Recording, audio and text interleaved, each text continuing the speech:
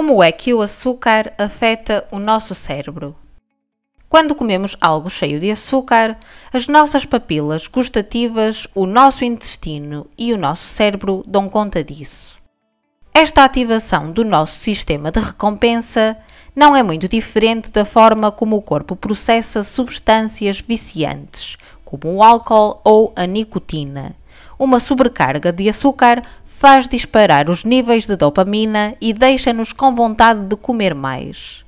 Nicole Avina explica porque é que os doces e as guloseimas devem ser apreciados com moderação. Imagine bolachas quentes e cremosas, guloseimas crocantes, bolos aveludados, cones recheados de gelado. Ficou com água na boca? Apetece-lhe comer uma sobremesa? Porquê? O que é que acontece no cérebro que faz com que seja tão difícil resistir aos alimentos com açúcar? Açúcar é um termo geral utilizado para descrever uma classe de moléculas chamadas hidratos de carbono, que se encontra numa grande variedade de alimentos e bebidas. Basta verificar os rótulos dos produtos doces que compra. A glucose, a frutose, a sacarose, a maltose, a lactose, a dextrose e o amido são todas formas de açúcar. O mesmo acontece com o xarope de milho, rico em frutose, o sumo de fruta, o açúcar mascavado e o mel. E o açúcar não está apenas presente em doces e sobremesas. Também é adicionado a molhos de tomate, iogurtes, frutos secos, águas com sabor e barras de cereais. Como o açúcar está em todo lado, é importante compreender como é que este afeta o cérebro. O que é que acontece quando o açúcar entra em contacto com a língua? E será que comer um pouco de açúcar nos faz desejá-lo ainda mais? Imaginemos que come uma colherada de cereais. Os açúcares que esta contém ativam os receptores de sabor doce, que fazem parte das papilas gustativas da língua. Estes receptores enviam um sinal para o tronco cerebral e, a partir daí, o sinal é enviado para muitas áreas do cérebro anterior, também conhecido como prosencéfalo, uma das quais é o córtex cerebral. As diferentes secções do córtex cerebral processam diferentes sabores: o sabor amargo, salgado, umami e, no nosso caso, o sabor doce.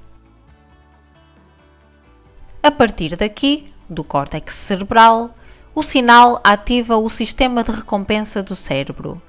Este sistema de recompensa é uma série de circuitos elétricos e químicos que atravessam várias regiões diferentes do cérebro. É uma rede complicada, mas ajuda a responder a uma única questão subconsciente. Devo fazer isto novamente? Aquela vaga sensação de calor e conforto que se sente quando se prova o bolo de chocolate da avó? É o seu sistema de recompensa a dizer sim. E não é apenas ativado pela comida. A socialização, o comportamento sexual e as drogas são apenas alguns exemplos de coisas e experiências que também ativam o sistema de recompensa. Mas sobrecarregar este sistema de recompensa desencadeia uma série de acontecimentos lamentáveis: perda de controlo, desejos e uma maior tolerância ao açúcar. Voltemos aos nossos cereais. Estes viajam até ao estômago e, eventualmente, até ao intestino. E adivinhem, também há receptores de açúcar aqui. Não são papilas gustativas, mas enviam sinais que dizem ao seu cérebro que está cheio ou que o seu corpo deve produzir mais insulina para lidar com o açúcar extra que ingeriu. O principal elemento do nosso sistema de recompensa é a dopamina, uma importante substância química ou neurotransmissor. Existem muitos receptores de dopamina no prosencéfalo, mas não estão distribuídos uniformemente. Certas zonas contêm aglomerados densos de receptores e estes locais de concentração de dopamina são uma parte do nosso sistema de recompensa. Drogas como o álcool, a nicotina, ou a heroína libertam dopamina em excesso, o que leva algumas pessoas a procurar constantemente essa sensação, ou, por outras palavras, a ficarem viciadas. O açúcar também faz com que dopamina seja libertada, embora não tão violentamente como as drogas. E o açúcar é raro nos alimentos que induzem a dopamina. Os brócolos, por exemplo, não têm qualquer efeito, o que provavelmente explica por que razão é tão difícil fazer com que as crianças comam vegetais. Por falar em alimentos saudáveis, imaginemos que tem fome e decide comer uma refeição equilibrada. Come e os níveis de dopamina aumentam nos locais de concentração do sistema de recompensa. Mas se comer o mesmo prato durante muitos dias seguidos, os níveis de dopamina aumentarão cada vez menos, acabando por se estabilizar. Isto porque quando se trata de comida, o cérebro evoluiu para prestar especial atenção a sabores novos ou diferentes. Mas porquê? Por duas razões. Primeiro, para detectar alimentos estragados e, em segundo lugar, porque quanto mais variada for a nossa alimentação, maior será a probabilidade de obtermos todos os nutrientes de que necessitamos.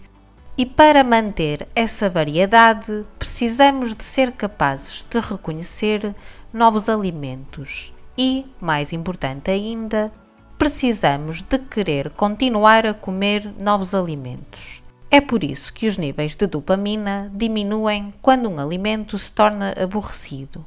Agora, de volta à refeição, o que acontece se, em vez do prato saudável e equilibrado, comermos alimentos ricos em açúcar?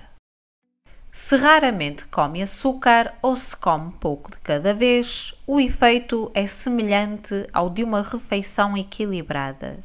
Mas se comer demasiado, a resposta à dopamina não estabiliza. Por outras palavras, comer muito açúcar vai continuar a ser recompensador. Esta é uma das razões pelas quais as pessoas parecem estar viciadas em alimentos com açúcar. Então, pense em todos os diferentes tipos de açúcar. Cada um deles é único, mas sempre que qualquer tipo de açúcar é consumido, dá início a uma reação em cadeia no cérebro que desperta um sentimento de recompensa. Em demasia e com demasiada frequência, e as coisas podem descontrolar-se. Pelo que sim, o consumo excessivo de açúcar pode ter um efeito viciante no cérebro, mas uma fatia de bolo de vez em quando não lhe fará mal.